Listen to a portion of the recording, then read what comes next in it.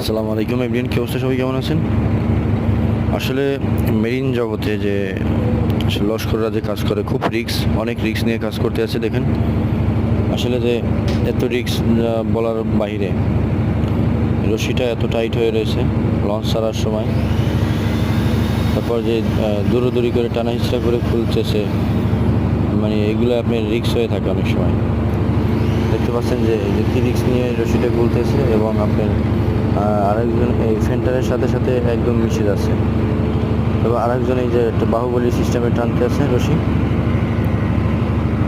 এখন উপরে উঠে যাবে। সে উপরে উঠে যাবে, না তো অবস্থা খারাপ হয়ে যাবে, একদম উপরে উঠে যাবে।